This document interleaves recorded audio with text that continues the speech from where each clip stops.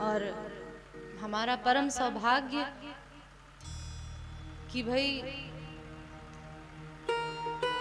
जैसे लोग कहते हैं कि प्यासे को कुएं के पास जाना चाहिए, कुआं प्यासे के पास नहीं आता, लेकिन यहाँ पे उल्टा है। हम प्यासे हैं किसके? कथा के। लेकिन हमारा इतना सौभाग्य कि कथा चल करके हमारे घर पे आई है, खुद कथा चल करके आई है हमारे घर पे। आप सब कथा के प्यासे हो, घर बैठे आपको मतलब कहीं दूर नहीं जाना पड़ा, स्वयं कथा आपके पास चल करके आई है। जैसे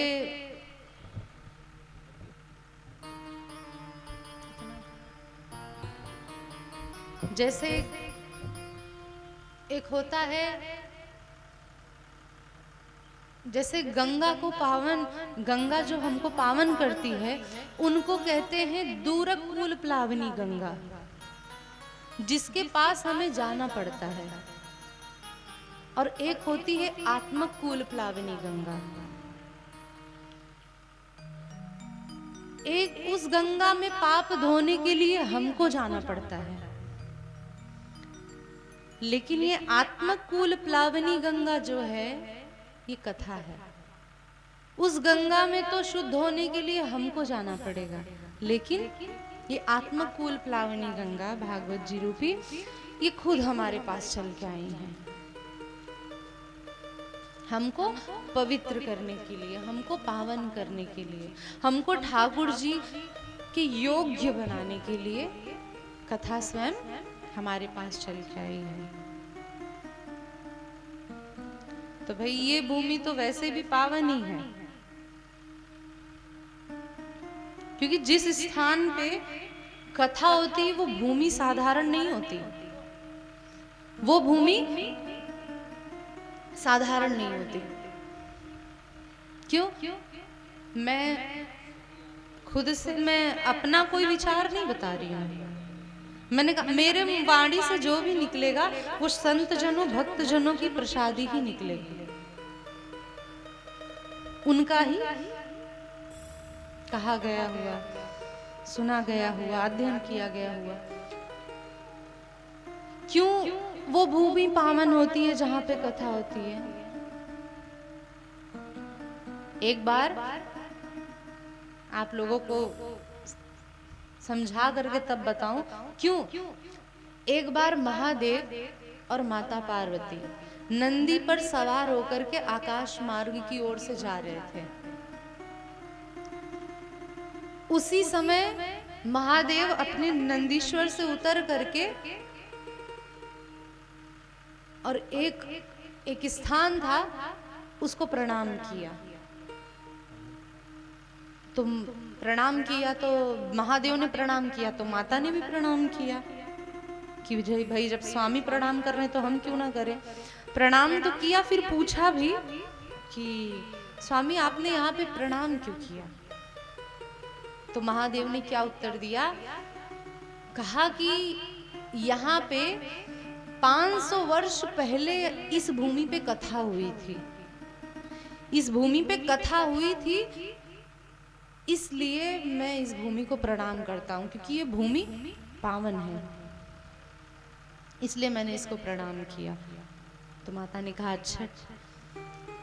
फिर सवार हुए नंदी पर, फिर बैठ करके जाने लगे। कुछ देर बाद महादेव फिर उतरे, फिर एक स्थान को प्रणाम करने लगे।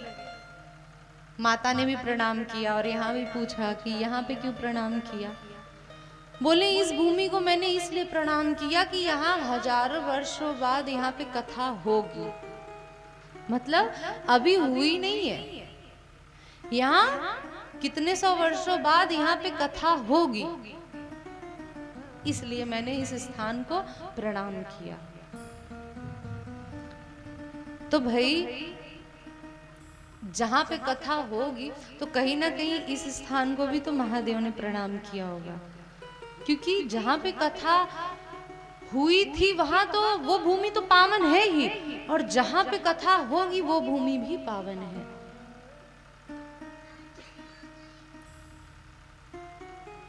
तो ये भूमि तो वैसे ही पावन है, और इस पावन भूमि पर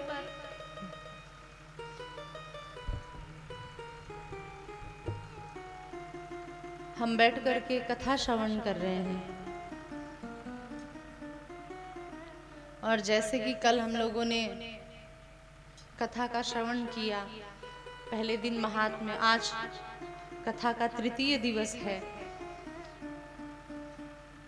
कल हम सब ने श्रवण किया कि किस प्रकार से पहले तो मंगलाचरण के बारे में, और व्यास जी का असंतोष कैसे नारद जी ने दूर किया, श्रीमद् भागवत जी की रचना कैसे हुई, नारद जी ने आकर के समझाया ना। कल आप लोगों ने सुना ना कि नारद जी ने बताया कि आपने जितने भी ग्रंथ लिखे हैं, आपने उसमें क्या दर्शाया है, धर्म, अर्थ और काम और मोक्ष। धर्म कैसे पाया जाए, धर्म के बारे में, धर्म अर्थात मतलब धर्म ही किया जाए, हाँ ऐसे पूजा करो, ये चढ़ाओ, ये सब भी तो धर्म ही है ना। लेकिन धर्म ही अकेले क्यों भाई, जिनका हम कर रहे हैं भजन, उनके प्रति प्रेम भी तो होना चाहिए। केवल घंटी हिलाने से काम थोड़ी ना चलेगा, उनके प्रति प्रेम भी तो व्यास जी आपने धर्म के बारे में लिखा, अर्थ कैसे कमाया जाए, कामनाओं की पूर्ति कैसे हो, ये उपाय करो ये हो जाएगा, ये उपाय करो ये हो जाएगा, ऐसा नहीं है ग्रंथ में।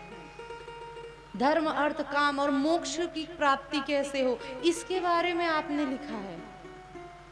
लेकिन व्यास जी जिसको इनसे भी मतलब नहीं, उनके लिए क्या आपने लिखा, जिन्हें केवल कृष्ण का प्रेम चाहिए, जिन्हें मोक्ष से भी मतलब नहीं है, उनके लिए आपने क्या लिखा। तो कल मैंने विस्तार से कथा कही थी, दोबारा कहने की जरूरत नहीं है। उन्होंने ये दर्शाया, कहा कि भाई जो परब्रह्म परमात्मा, आपने सारे ग्रंथ वेदों आदि में यही बताया है कि जो आपने हर जगह आपने भगवान को भगवान ही दर्शाया है, कि वो परब्रह्म परमात्मा है, विराट स्वरूप है, ये है वो है ऐसा। लेकिन क्या आपने किसी ग्रंथ में ये बात बताई कि जो भगवान परब्रह्म परमात्मा है, वो वही परब्रह्म परमात्मा जो जगत का पोषण करते हैं, वो वृंदावन में आकर के माखन चोरी करते हैं, जो जगत को खिला रहे हैं, वो वृंदावन में छाछ के प्रलोभन में ताही अहीर की छोहरिया, छछिया भर छाछ पे नाच नचावे। जो जगत का पोषण करते हैं भगवान वृंदावन में, वो गोपियों के छाछ के प्रलोभन में ठाकुर जी ठुमक ठुमक के नाचते हैं। इसलिए नाचते हैं कि नाचूंगा तो मुझे छाछ पीने को मिलेगा, मुझे माखन खाने को मिलेगा। भाई क्या जरूरत है, उनको कोई कमी रह गई है? भाई जो दुनिया को चलाना सिखाते हैं, जिन्होंने कल मैंने पद गाया था ना, कौन पावे या को पार, प्रेम नदिया की सदा उल्टी बहे धार।